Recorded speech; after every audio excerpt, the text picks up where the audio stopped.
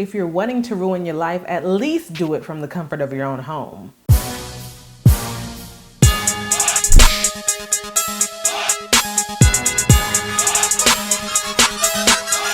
Hey guys, this is Hope Said It back with another Hope Said It Uncut video for you. I haven't talked about 90 Day Fiancé for a while, and you know that's my guilty pleasure. So I'm gonna give you a recap about 90 Day Fiancé. I mean, I have videos, look it up at the past ones, but if you do not know what 90 Day Fiancé is, it's basically a show about an American who is seeking, found love overseas. And now there are different franchises. So either the person is bringing that foreigner back to America, or you're following their marriage, because the K-1 visa, you got to get married within 90 days after you hit US soil. But not my favorite one, I like all of them, but the one I'm going to talk about today is the other way, which is very, very interesting. That's when the American says, you know what, it's not going to work out for whatever reason to bring you here. I'm going to go to your country. So I'm going to give you a breakdown of this season 6 couples. We're kind of like mid-ish season, so I'll kind of do a recap for now, and then later I'll come back and give you an update to these couples. So I don't necessarily want to do an episode by episode thing. Listen, I'm just going to give you the whole summary so you have something to talk about in the water cooler if you don't watch it. And if you do watch it, you're like, yes, I thought the same thing. So I usually start from the least interesting couple to the most, for me. Obviously it's an opinion, but let me tell you about this. Let me get this couple out the way, because I just want to hop to it and not talk about them. What's her name? Melyza and Tim? I don't even know. Melyza, maybe? I don't know. I was so disinterested that I could have easily just watched a clip to hear her name again, and I didn't. So Melyza and Tim. Melyza is from Colombia. Tim is from Texas. And what happened is that they met while Melyza was an au pair in Texas somewhere, and so they got together. I think Melyza ended up going back to Colombia or somewhere else. I don't know. She was like au pairing all across the country or something. Who knows? This is how much I don't care. Their zinga is that while they were together, they were a long distance couple. Well, Tim cheated on Melyza, okay? So that's kind of where this is happening. I think Tim is moving to Colombia to be like, see, I do love you. I'll drop everything for you. Yeah, well, Melyza's like, we'll see. It seems like that's the most interesting part of their story, though. After you get over that and you're like, okay, he reveals that he cheated on her. Okay. Like, he moves to Colombia. And I guess the next woo part is that the family had to find out. The mom already knew, the dad didn't. So when Tim sat down and told the dad, who they actually have a good relationship with, told the dad, and the dad's like, okay, well, that's not going to work. You're not a good man. That was it. That was the basis of their story. Like, I know in the next episode, he's like storming out and doing whatever. Either way, that's it. He cheated on the girl, decided to move to the country for the girl. The girl's still having conflicted emotions. It's like, I love you, but you cheat on me. I don't trust you. And then the family doesn't like him. So what you gonna do? Tim, move back to Texas. What are you doing? Next couple. Now you have Deavan and Jihoon. So Deavan is a girl from Utah and Jihoon is from South Korea. Deavan went to South Korea and then she basically came back and ended up pregnant. The problem with this is that Jihoon is a man-child. That's just what it is. I mean, he is 30-something years old. He lives with his parents. Nothing wrong living with your parents, but you have to be doing something. He has like odd jobs here and there. He's a delivery boy sometimes. He's part-time because he don't want to work too much because he got to sleep still, and he breaks out in hives if he gets a career. I don't know. He has a whole family he needs to take care of, and he's just chilling. That's what he does best, chill. Last season, Jihoon and Deavan went to South Korea, met Jihoon's family for the first time, like, you know, in person, and it didn't work out. She was like, oh no, we're not living with your parents and you don't have your money together. So she moved back to the US. Okay, so this is number 2. Season 2 is trial number 2. And for some reason, I'm like, Deavan, baby, if it didn't work out the first time, why are you up and leaving with little to no proof that he even changed? So she, now with 2 kids in tow, decides to drop everything and move to South Korea. Her mom went with her to kind of, you know, ease her into the transition, but it was kind of the same thing. The apartment they found, actually that Deavan found from the US instead of this boy who lives in South Korea who couldn't even look for an apartment for his family. They found that it was horrible. And so they finally move into a new apartment that's good though. But I don't think Jihoon has the money to uphold it. Like all this time we're talking about Devan's money, and then Jihoon has the nerve to like hoard money on the side, and I give money to my mom. For what? You have a whole family. He claims he did it because, oh, I'm afraid I'll spend it and all this stuff. Listen, baby, man, child, I can't do it. Like, you have a whole family and a whole wife. Are they married? They're married, right? They had the little traditional little ceremony, but either way, it is a disaster. Jihoon just keeps on showing how irresponsible, and I don't know. He just, first of all, there's a language barrier. So it's like, oh my gosh, like I see now how arguments can start even faster, because even when they're talking, I'm like, that's not necessarily what she's saying, because they're talking into the little translator box, and I'm like, you're trying to translate a box, but that's not necessarily the essence of what she's saying. So things get lost in translation, arguments escalate. That's the problem. All I know is they're probably in their 500th argument. Jihoon's mom don't even really like the girl anyway. So I don't know. This one, Devan's gonna just have to move back to America and cut her losses. Just know you have a baby daddy in South Korea. He won't take care of the child more than likely. Move on while you can. Next couple, Kenneth and Armando. So Kenneth is from Florida, Armando is from Mexico. Kenneth is like double Armando's age, so there's that. And Kenneth is gonna move everything to go to Mexico with Armando. Okay, well, their dynamic is that, you know, Kenneth's been out, and he's comfortable with that. Armando just came out recently, and he hadn't even come out to his family until recently. So you're seeing that play out on the show, and that's probably the most dramatic part of their story, that, you know, Kenneth is so comfortable with himself, and Armando's like, because Mexico is totally different when it comes to the U.S. with, you know, same-sex kind of couples. They're both dads, and that's how they met. They were both on some, you know, dad support site. Armando seems so nice, you know, and he kind of came out, it's almost like he came out to his family a couple of years ago, and then they were kind of like, no, you're not, calm down. And so he had to re-come out for this season, and his sister, you know, they were crying through it, and his sister was just like, you know, of course, I'm gonna love you, you're my brother. And I know I didn't treat you necessarily right when you first tried to tell me. And the mom and dad were the same way. Now here's where it gets interesting. The mom was like, well, you're my son, obviously I'm going to love you anyway. The dad said the same thing, it's going to take him time. But almost after that conversation where he re-came out to him, I mean, the dad was like not trying to be on camera, not really trying to see Armando anymore. So they're going to go to Armando's family, like as a couple, and be like, hey, he's here, he moved to Florida for me. Listen, that's a lot to drop on that family. So I don't think the dad came out. I don't think the dad's really going to accept it. But for Armando's sake, I just hope he doesn't feel like abandonment or anything like that. They got engaged in Mexico, but it's less about them for me and more about the family reaction. Like, what's going to happen? You know, because even you see the differences when they walk around town. And I think last time when they were out somewhere, someone said some slur to them, and Armando kind of retreated back within himself, because he was like, well, that's why I didn't want to, you know, come out anyway. So that's just the dynamic for Kenneth and Armando. We will see what happens when Armando introduces Kenneth to his family. This couple right here, y'all already know Jenny and Sumit. Jenny is 60-something. It's almost like Kenneth and Armando. Jenny is 60-something. Sumit is 30-something. Now, remember last season, Jenny had to hike and go right back to the U.S. She was in India to be with Sumit, and then she found out while she was in India that Sumit had a whole wife behind her back. It was an arranged marriage. He didn't want to enter into the arranged marriage, we later find out, but he was still married, and his family absolutely does not like Jenny. Like, they know she's mad old, she can't bear children for him, you know.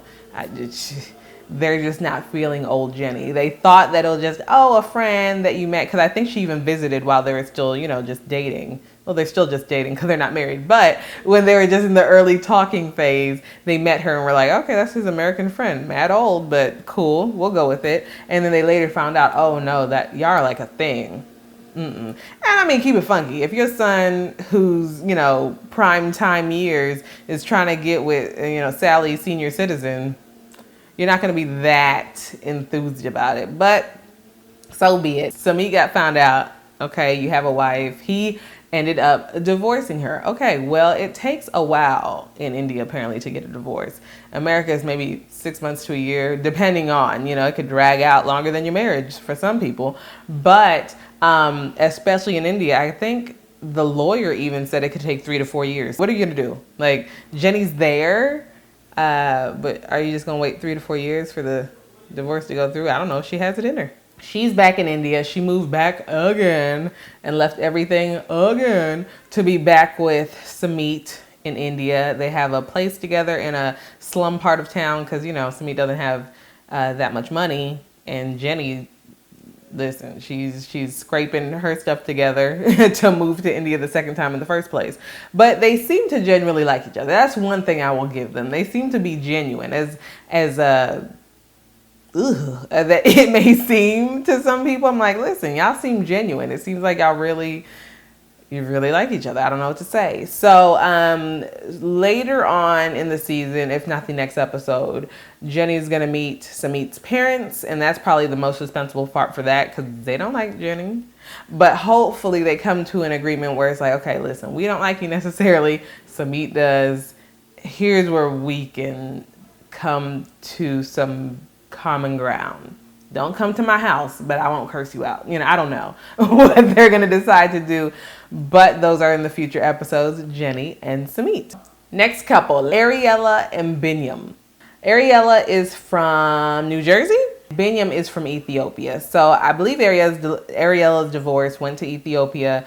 I don't know what it was, on some Eat, Pray, Love stuff, on some mission stuff. I don't care. Either way, they met in Ethiopia and she met Biniyam, and they've been a thing ever since. However, she came back also with a baby in tow. So she was pregnant. So she got pregnant in Ethiopia and came back to the US. Oddly enough, this is a decision I wouldn't even make. She decided to have her baby in Ethiopia and have Biniyam be part of that process. That's cool, but I need my epidurals and my hospitals, and not saying that no other country can do that. I'm just comfortable with my insurance plan, what I have going on here. But she said she'll go to Ethiopia. Her mom went ahead and went to Ethiopia to kind of test things out because her mom's a nurse. So she said, hey, we'll look together.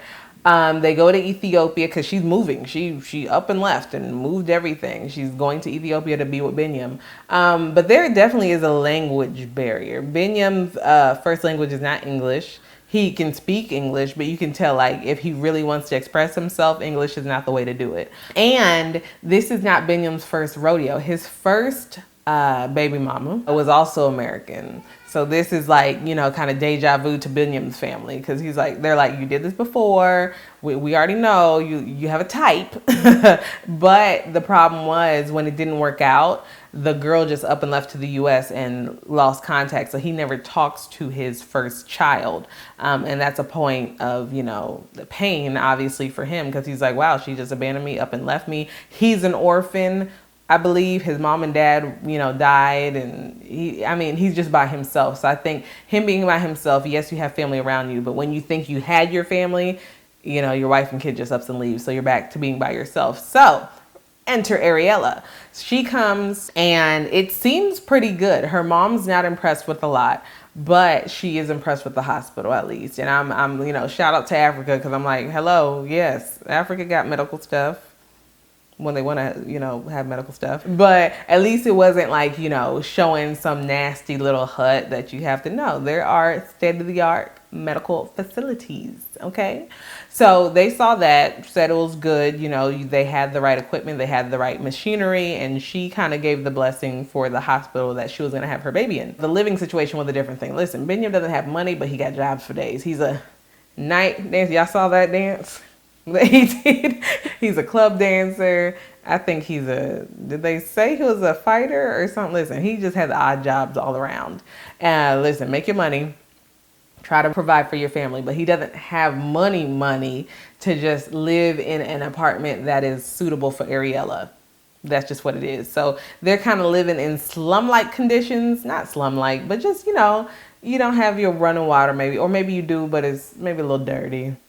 maybe you got dirt around, you know, like it just wasn't polished and clean. And obviously you need renovation work done. I think eventually they got to a place where they're like, okay, we can live here, you know, in a certain area, but you know, that's neither here nor there. The real problem for this couple is that when Ariela's mom went home, she said, I'm kind of, you know, worried about y'all living situation and maybe this couple, you know, this relationship in general, but you know, I think you'll be okay with having your baby here. She leaves, and you know, I guess Ariela and her mom are real close. That's cool. But when I tell you the 180 that Ariela did when her mom left, first of all, she was crying, and I don't know. Sometimes when Ariela is crying or talking, I don't know if it's just her. You know how people, you look at people and you're like, you just get on my nerves. That's kind of how Ariela is, because it's like. Anyways, that's just a personal thing for me. Right when her mom gets on that plane, Ariela, she turns into a different person. It was like, I don't know if we're together. You don't understand me and we don't communicate. And no, I do have the option to leave. Why would you say that to this man that you know is triggered by abandonment? You know, so she was being kind of, I don't know, after her mom left. It's just so weird. Her mom left, and it was like when her mom was here, hey, baby, and Biniyam, blah, blah, blah, blah, blah, and we'll work it out. And then her mom leaves, and she's like, I don't think this is good. I'm not happy here, and no, I can't. 180. You hear me? So I don't know what's going to happen. I'm like, are you going to have the baby here? Are you going to up and leave? Is Biniyam going to be like, you know, hey, I have 2 children in the U.S. that don't even know me? It was a scary situation, but I'm on Binyam's side, okay? Because you knew what you're going to. Listen, you people are going and leaving your country, correct? And going to another country. What did you think the living conditions were? Did you not read up on it? Did you not know how much he made before moving there? That's your fault. You up and leave and you don't know how much your spouse is making and what that money equates to cost of living wise. Listen, that's y'all. And then you think, and then you're bringing a baby into it. So it's like, it's double your fault because you ruin your life. Fine. But then you're going to bring a baby into the situation and then try to turn the story and act like it's Binyam's fault. He'd been a club dancer, boo. You the one that wanted to come into the story. So you can tell I'm a little partial with this one, but I just don't appreciate how much of a change she did. It was like, bye mom, Biniyam, this is wrong, this is wrong, this is wrong. I'm scared and I need to leave. Come on now. And another thing with this couple is that I think Ariel is maybe Jewish and then Biniyam is Christian Orthodox. I don't know. They're just different religions, okay? So when you have the baby for baptism, they won't let you because you're not the same religion in Ethiopia, in the Ethiopian church that they're going to. So they were like, well, Ariela needs to convert so that we can baptize the baby under this, you know, Orthodox that we're in. Well, that's where the episode ended because Ariel's like, no, I'm not going to. It's just, how do you not do your homework before you up and leave halfway across the world? I just don't understand. Y'all are different religions. He's not wealthy. You don't know the language. You don't know his family really. And his family's nice. I think they're just cautious because they're like, yeah, we've been here before. He has a type and we've been here and you're going to up and leave, you know. But it's just so odd, especially for her. And I think, you know, a lot of people will probably feel sorry for her. Me, I just saw it differently. I was like, girl, you knew what this was. And then you're coming to Ethiopia acting like something's going to change. But I wish her a safe delivery. Speaking of the craziest situations, let me finish this with Brittany and Yazan. Like, Yazan? I think it's, yeah, I don't know. But anyways, like I said, I could look it up, but who cares? You want the tea. Brittany and Yazan. So Brittany is from Florida. Yazan is from Jordan. This one was unique only because they didn't just meet on an online chat. Brittany knew Yazan's sister. So, you know, it was just like, oh, who you talking to, sis? And it was her brother and they just hit it off. Okay, so they hit it off. And Brittany, who is like an aspiring rapper / video chick, decided to move to Jordan. Weave, makeup, bodycon dresses. She decides to move to Jordan. Yazan is a devout Muslim. His family is very conservative, and Brittany is not. She's just like, oh, I'm not religious. You know, I kind of dibble and dabble and tribble and dabble. You know, that's probably one of her raps. But anyway, she is just like, it's not a thing. and it goes downhill from there. I mean, she does drink. She wears tight clothes and is short. She's not Islamic. You know, she's not trying to wear hijab all the time. So it's just all these stuff. And Yazan, he goes with it. I'm shocked because I'm like, you know your family and you know your country. And you're bringing this girl here. I think you were just hoping. I think he was hoping that if she comes here, she will get overpowered by the, you know, I don't know, Islamic experience and want to wear a hijab and wear the... Brittany does not seem like the one. But anyways, so she comes right off the plane. They get in a fight because Brittany has alcohol with her. And Yazan's like, no alcohol. First of all, you know she drinks. Okay. He gets mad, like mad, because she had alcohol and she hugged a producer guy. Apparently you can't do that. I don't know. She was like, oh, hey. And he's like, oh, you hugged a man. I don't know. They, you know, went off camera. He got mad. And that was their first night in Jordan. So that's just telling you how the rest of the trip is going to go. Brittany goes ahead and meets Yazan's family. They don't speak, like, Brittany doesn't speak the language. So she's just sitting there like, not knowing that they're basically saying, like, what's wrong with her? Why aren't you getting married tomorrow? Is she liking Islam yet? Is she going to turn Muslim? Like, what are we doing here? And because I guess they don't do long engagements. They don't do the dating thing. They're like, you like her, marry her, the end, you know? And Brittany, when I tell you, this girl got bombs to drop for days. She also can't get married. Obviously, she doesn't want to do it so fast, but she doesn't want to get married because she's already married. She's still married to her ex-husband. I guess they separated, but you know, she's still married to her. So, and they don't know that. Yazan doesn't even know that. So it's like, oh girl, what are you doing? I'm trying to stop the arguments for her, but she's not making it easy. So, in the latest episode, like after an explosion where, you know, they were yelling basically and Brittany had to back up because she didn't know what they were doing. They were just like, hurry up and get married.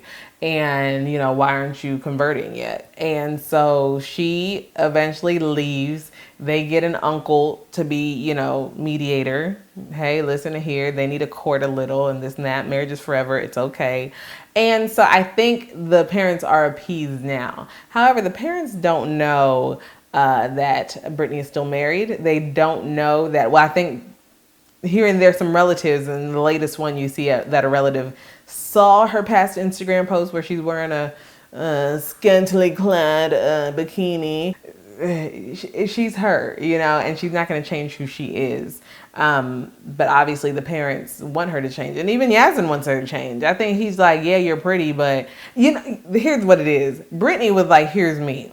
Yazan's like, I love it, but can you now cover up because we're together, you know? And Brittany was not like that. I think Yazan thought, well, once I claim her, she will start covering up. She will wear her hijab. She will do this. And this is what I can, you know, this image is only for me in the bedroom, in the comfort of my house. And Brittany's like, it's for everybody. Everybody can see this, you know, like she doesn't care. So like I said, do your homework. So where we leave with Brittany and Yazan is that she goes back to America because she has to sign her divorce papers or something like that.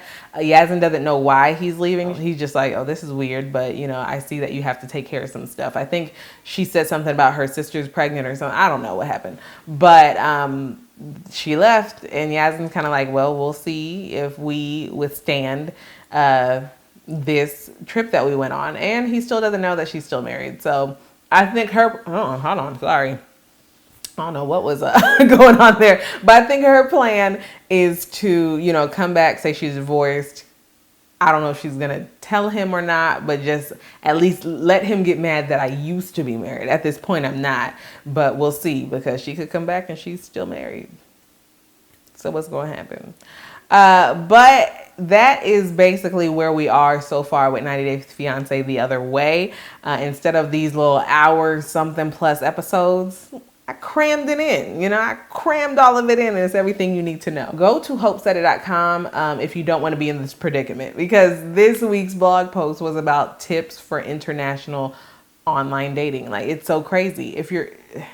It should be common sense. It should be common sense. But if they would have listened to my tips, okay, they wouldn't be in this predicament. Do your homework, y'all. You got to do your homework, know your red flags, and use common sense. But those weren't the tips I listed in Hope Said It. Not necessarily. I go more into depth. HopeSaidIt.com. Read that latest blog post. And you know, I'll come back and recap what happened throughout the whole show.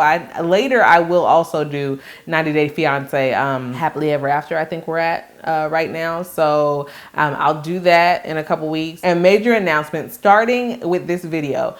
I'm going to do my blog posts on Wednesdays and the video will be on the weekends. Life is coming at me hard, okay? So I want to be consistent, but I just hate the fact that I'll be good on the Tuesday blog post and then the video it's like Fridays, maybe Saturday, you know. Listen, I'm gonna be consistent and be true to my word by saying blog post on Wednesday and video on the weekend. I like me some alliteration, so that's why I had to change Tuesday to Wednesday, because I was like, well, the video's gonna be weekends. What about Wednesday? Weekend Wednesday, weekend Wednesday. Anyways, so blog posts on Wednesdays, videos on the weekend, and I think we'll be good to go with Hope Said It. Y'all, thank you so much for riding for me so hard and rocking with me and subscribing to me. If you haven't subscribed, what are you waiting for? HopeSaidIt.com and enter your email address and you'll be the first to be notified about my new blog post on YouTube. Hit that bell so you know when I post these stuff on the weekend.